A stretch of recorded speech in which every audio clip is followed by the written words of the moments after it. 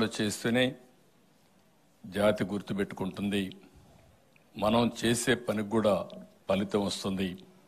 అలాంటి మహనీయుడు గిడుగు రామ్మూర్తి గారు.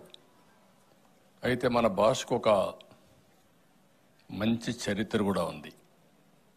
దేశంలో 4వ భాష ఈరోజు తెలుగు భాష.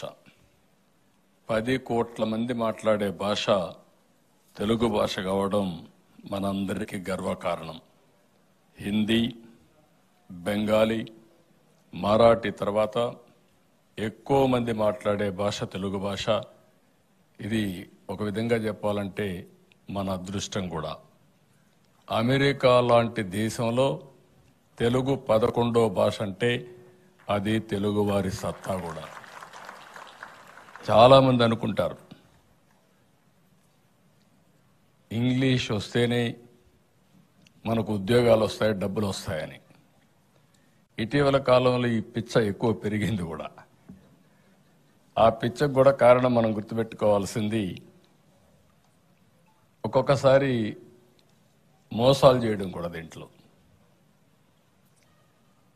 అందరం కూడా ఎలిమెంటరీ స్కూల్లో చదువుకున్నాం, పాత పాఠశాలలో చదువుకున్నాం.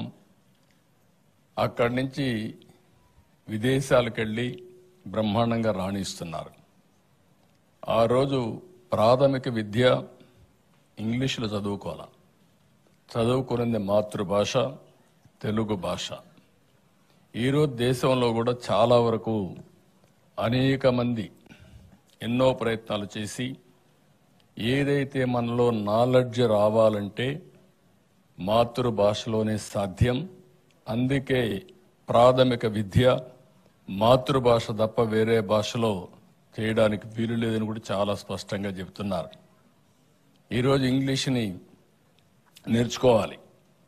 నేను కూడా ఒకటే చెప్తుంటాను ఎప్పుడు, ప్రపంచంలోనే అగ్ర జాతిగా తెలుగు జాతి తయారు కావాలనేది మా అందరి యొక్క ప్రగాఢ ఆకాంక్ష. అవుతాం, దాంట్లో అనుమానం కూడా లేదు. ఈరోజు గర్వంగా చెప్పగలుగుతున్నాం, ప్రపంచంలో ఏ దేశానికి వెళ్ళినా ఎక్కువ సంపాదన సంపాదించేది భారతీయులు. దాంట్లో 30% తెలుగు వాళ్ళు. అది తెలుగు జాతికే గర్వకారణం. ఇది జరిగిందంటే వాళ్ళు ఇంగ్లీష్లో చదువుకొని వెళ్ళా, మామూలు తెలుగే చదువుకొని తర్వాత సంపాదన కోసం ఇంగ్లీషు నేర్చుకునే పరిస్థితికి వచ్చారు. ఇంకొక విషయం కూడా చూస్తే, ఇక్కడుండే తెలుగు వాళ్ళకంటే విదేశాల్లో ఉండే తెలుగు వారికి తెలుగు జాతి అన్నా, తెలుగు సాంప్రదాయాలన్నా, మన నాగరికత అన్నా, సంస్కృతి అన్నా ఎక్కువ అభిమానం ఉంది. అందుకనే ఇక్కడుండేవాళ్ళు కూచిపూడి డ్యాన్స్ గురించి మర్చిపోయారు, కానీ అమెరికాలో ఉండేవాళ్ళు మాత్రం కూచిపూడి మర్చిపోలేదు.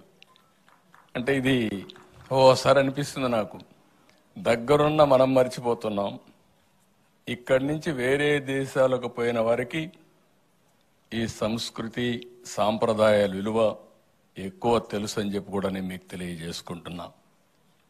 అందుకని ఒక పక్క మీరు చూస్తే గిడుగు రామ్మూర్తి పంతులు గారు పోరాటం చేశారు. ఆ తర్వాత మీరు ఒకసారి చూసినప్పుడు పొట్టి శ్రీరాములు గారు భాషా ప్రయుక్త రాష్ట్రాల కోసం పోరాడి ప్రాణత్యాగం చేసి తెలుగు రాష్ట్రం వచ్చిందంటే పొట్టి శ్రీరాములు వల్ల వచ్చింది. ఆ తర్వాత మీరు చూస్తే అప్పటికి కూడా మనల్ని మద్రాసు అని పిలిచేవారు. ఎక్కడికి పోయినా మద్రాసు అని పిలిస్తే మొట్టమొదటిసారిగా ఎన్టీ రామారావు గారు తెలుగుదేశం పార్టీ పెట్టి మద్రాసి కాదు, నేను తెలుగు వాడు ఒకరున్నాం, తెలుగు జాతి ఆత్మగౌరవాన్ని ప్రపంచం మొత్తం చాటి చెప్పిన నాయకుడు నందమూరి తారక రామారావు గారు అని చెప్పి కూడా మీకు తెలియజేస్తున్నా. ఇలాంటివన్నీ చాలామంది పొగిడారు మన భాష గురించి.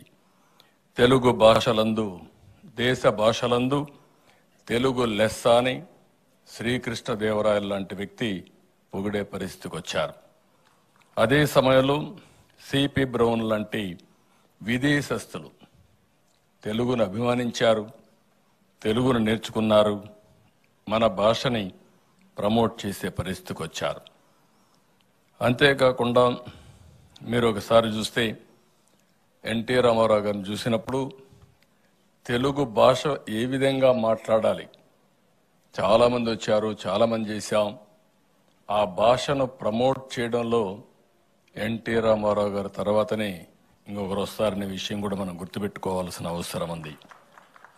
ఆయన ఒకటే ఆలోచించాడు, తెలుగు భాషను కాపాడుకోవాలి. అందుకే మొట్టమొదటిసారిగా తెలుగు విశ్వవిద్యాలయాన్ని పెట్టి భాషా వ్యాప్తి కోసం పెద్ద ఎత్తున ప్రయత్నం చేశాడు. పొట్టి శ్రీరాములు గారి పేరు పెట్టారు. ఇలాంటివన్నీ కూడా జరిగాయి.